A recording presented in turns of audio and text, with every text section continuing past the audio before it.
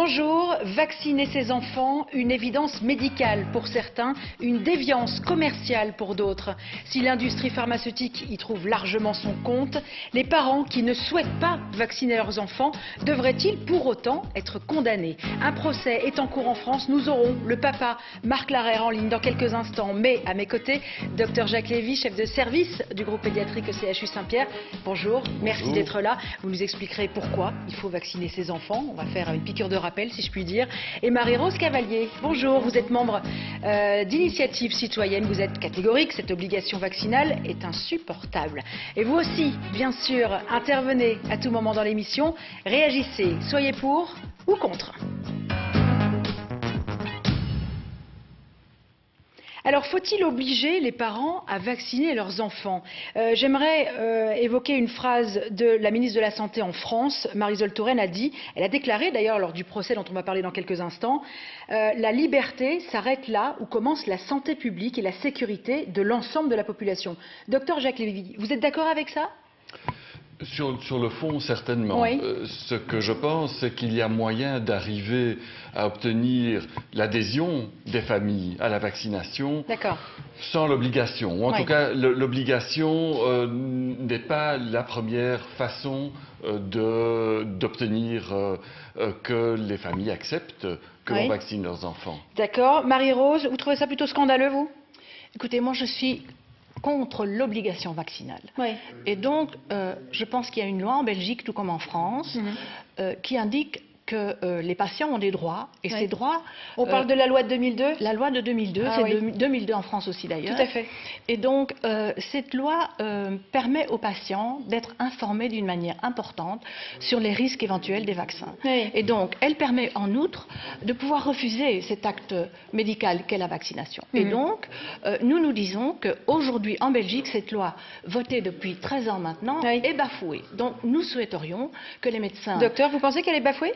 Alors, je pense qu'il faut être très clair. Actuellement, en Belgique, la vaccination n'existe que, plutôt l'obligation de vaccination n'existe que pour le vaccin dirigé contre la poliomyélite. On va rappeler justement, on va voir un panneau à l'antenne pour le téléspectateur. C'est important de faire le point. Qu'est-ce qui est obligatoire aujourd'hui en Belgique? La vaccination contre la poliomyélite. Et si vous voulez, on pourra... Absolument. C'est la seule vaccination pour laquelle il y a une obligation de fournir une attestation signée par le médecin vaccinateur, attestant du fait que la vaccination complète a eu lieu. Et cette obligation remonte à l'époque où, au cours des années 50, certains d'entre nous étaient déjà nés. Mais les milieux d'accueil, ils ne sont pas concernés? On avait une information ce matin justement comme quoi il y avait d'autres vaccins qui étaient obligatoires en milieu d'accueil. Il y a des vaccins qui sont nécessaires pour fréquenter les milieux d'accueil. Nécessaire ou obligatoire? Non, c'est pas obligatoire. C'est pas obligatoire. C'est pas obligatoire. Il n'y a pas d'obligation légale.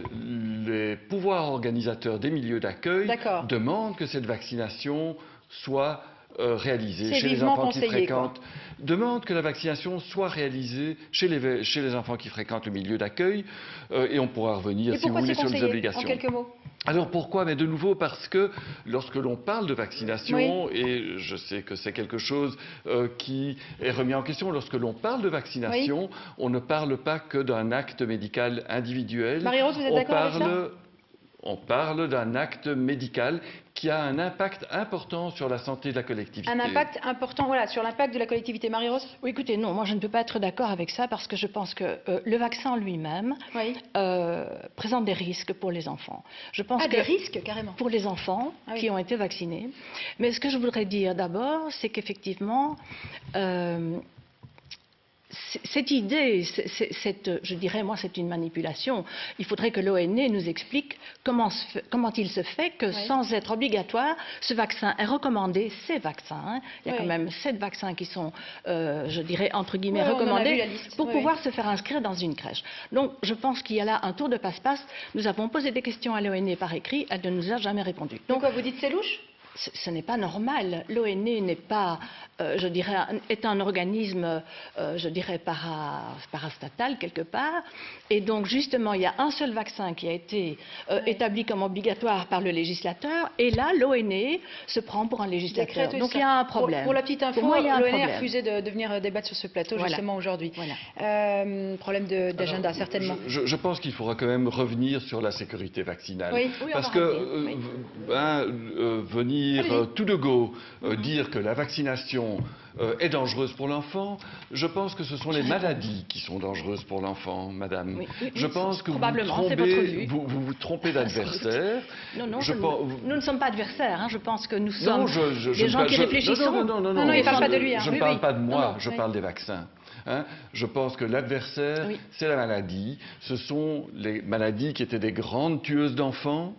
La poliomyélite, la coqueluche, la rougeole étaient des grandes tueuses d'enfants et la vaccination a fait... En tous les cas, pas de montant. Honnêtement, pas de montant. Vous êtes d'accord pour dire que la liste des vaccins obligatoires n'a pas été revue depuis 64 ? On est d'accord avec ça ? Oui, absolument. Absolument. En Belgique, mais d'ailleurs, elle reste limitée à la polio. Mais ce que l'on sait, c'est que si on lève le pied en termes de couverture vaccinale, ces maladies réapparaissent. Les exemples sont légion. Les exemples sont légion.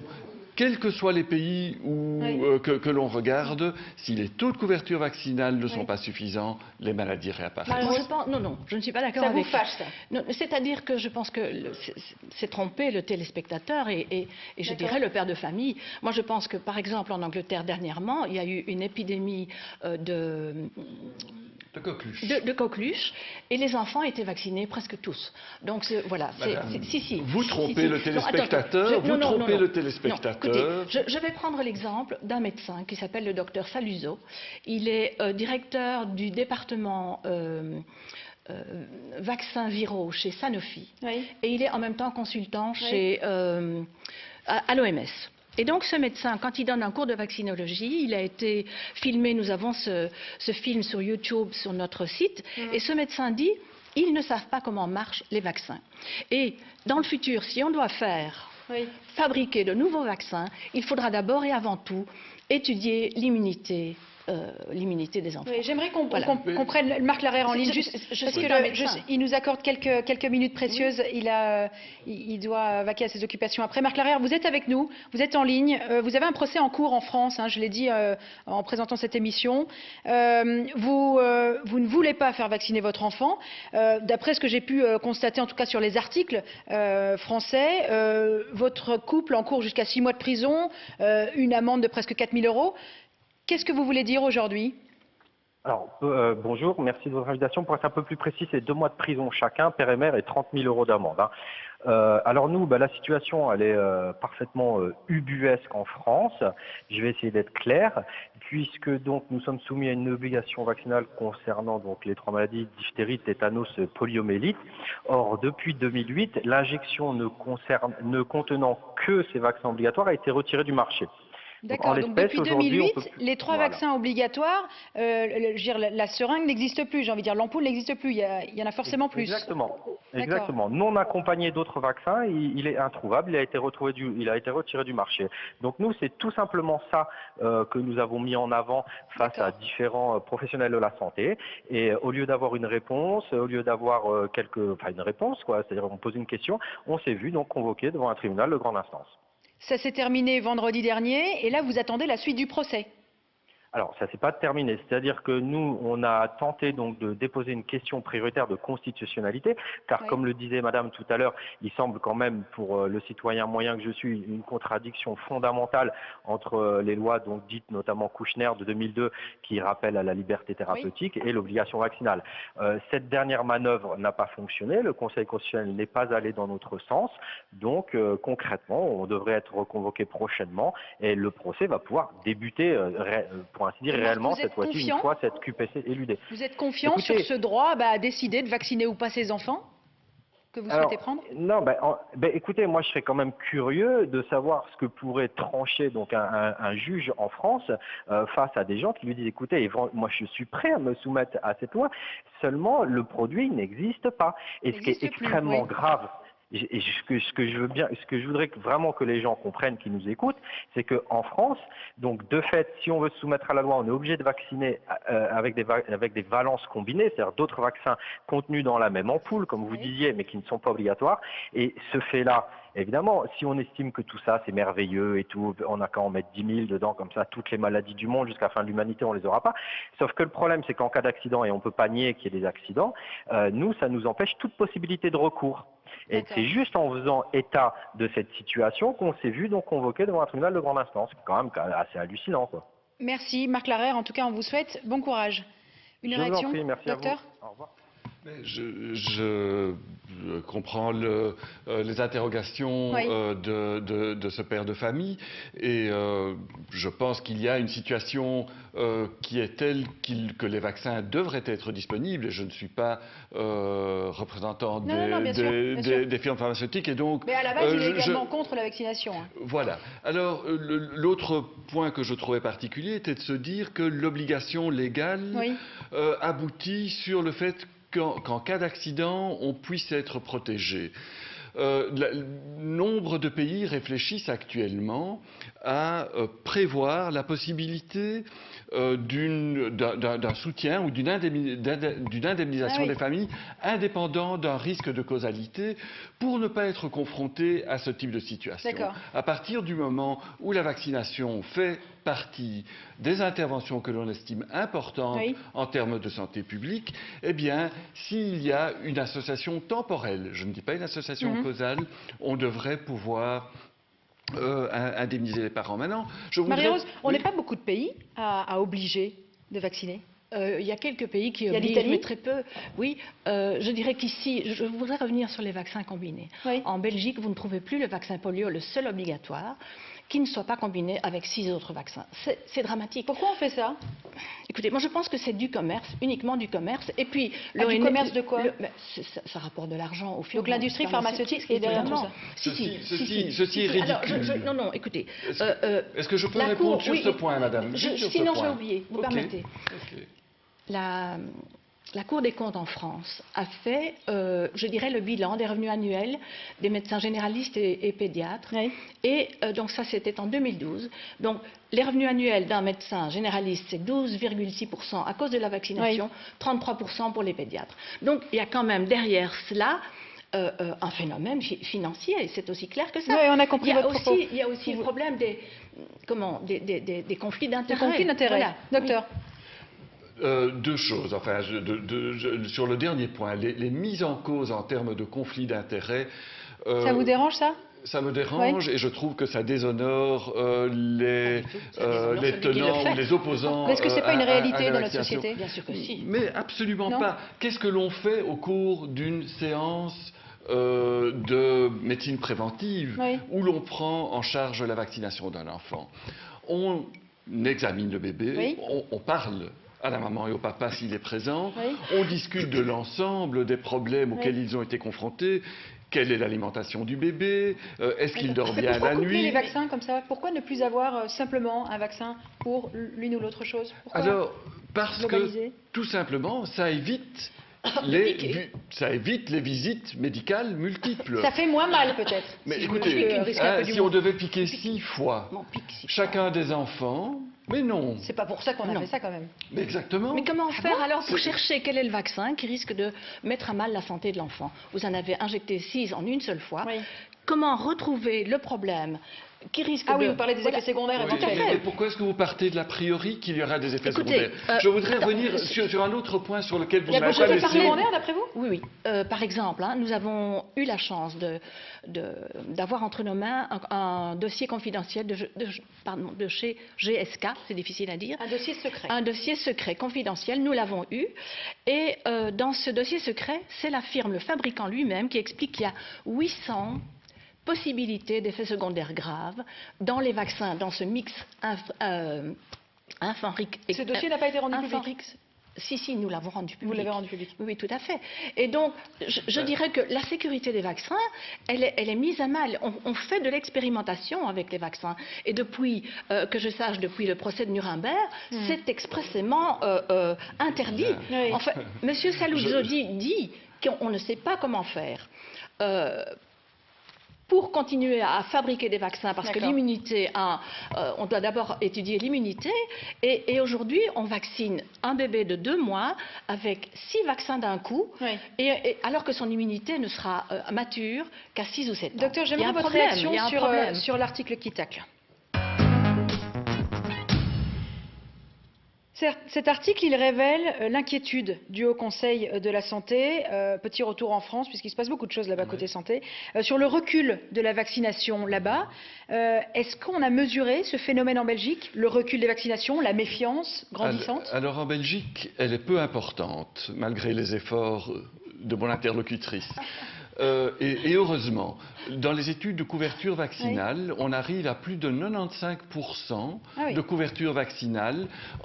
En tout cas, s'il n'y a pas de faux dans les dossiers des enfants, parce qu'on se fie dans ces études sur les couvertures, sur les dossiers médicaux des enfants, donc les carnets de santé des enfants. 95% des enfants reçoivent le vaccin hexavalent, donc le fameux vaccin.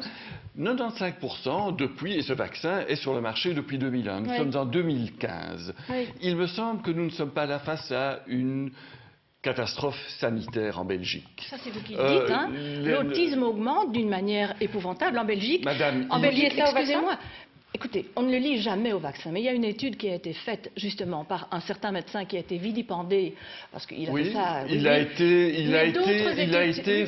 été sponsorisé par les lobbies anti-vaccination et il a dû rétracter cette étude. Non. Il a dû rétracter cette étude, madame. On a enlevé cette étude et depuis, excusez-moi, il y en a eu 5 autres avec d'autres groupes. Quel est votre propos? Qu'est-ce que vous voulez dire? Mais simplement, un médecin, à un moment donné, a fait une étude sur le lien entre la vaccination et l'autisme. La vaccination anti-rougeole, soyez précise, madame. Donc le ROR, donc le rougeole, le rayon. Et donc, quelle était la conclusion? Et la conclusion, c'est de dire que ce médecin a été vilipendé de partout par les grands journaux médicaux qui étaient eux-mêmes sponsorisés par Merck. Mais pour dire quoi? Eh bien, il a fait le lien. Donc, ça veut dire que le vaccin n'est pas bon pour l'enfant. Il n'a pas fait le lien. Je peux répondre à ça parce que c'est extrêmement important. Oui, bien sûr, c'est important. Il faut que les gens sachent. Sur un petit nombre d'enfants, dans laquelle il a établi sur des bases qui ont été rejetées par la suite, une association par des journaux médicaux qui sont eux-mêmes sponsorisés. De tous les pays du monde, qui ont pu montrer avec tous les domaines et toutes les informations que l'on peut retenir au niveau de la science, que les données étaient des données manipulées. Et ce premier article a été effectivement publié dans une des plus grandes revues scientifiques, qui est de Lancet. Elle a eu un impact important en Angleterre, puisqu'elle a été associée à une chute. Oui, mais le Lancet avait en tout cas publié. J'aimerais votre avis sur un chiffre qu'on a trouvé en préparant cette émission. Les cas de polio en Belgique, on n'a plus rien marqué depuis 1979. Oui, madame, est-ce que ça veut dire quoi? Est-ce que ça a un rapport avec la vaccination ou pas? Mais bien évidemment, à moins que Madame Chevalier pense le contraire. Écoutez, Cavalier, excusez-moi. Au cours Cavalier et Chevalier, finalement. Oui, après tout, pourquoi excusez-moi, je suis absolument désolé, Madame, votre nom n'était pas... Si j'avais une affichette, je ne serais pas trompé. On mettra des petits badges. Voilà, ça rendrait les choses plus faciles. Il faut savoir que la polio a connu une recrudescence majeure dans la Deuxième Guerre mondiale. Au cours des années 50, on a fermé des écoles. Et donc il y avait de l'ordre de 700 à 1000 cas de polio par an. D'accord. Et c'est la vaccination qui a contrôlé ça. Allez, on passe à la dernière minute. On est déjà à la fin, je vous avais dit que ça passait vite. 30 secondes. Votre argument fort sur cette question du jour qui est primordiale, faut-il obliger les parents à vacciner leurs enfants? Alors, l'obligation, c'est un point difficile à discuter aussi brièvement.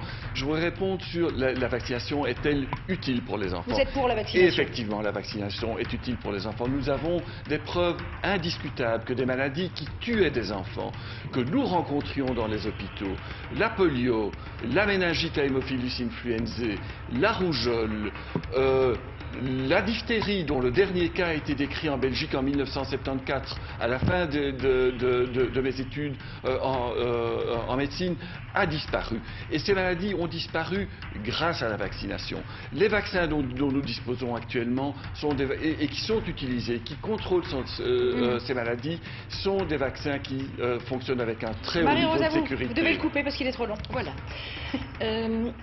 Donc moi je dirais que je ne suis pas pour la vaccination, ni obligatoire. Je pense qu'on doit vraiment choisir. Ce que je voudrais dire, Je voudrais m'adresser justement aux médecins. C'est 10 secondes. Hein. Aux médecins et leur dire, voilà, s'il vous plaît, demandez à lire les documents confidentiels des firmes sur la sécurité, la fiabilité des vaccins. Je pense que vous devez respecter la loi. Merci d'être venu débattre. On se retrouve demain. Tout de suite, RTL Info, 13h.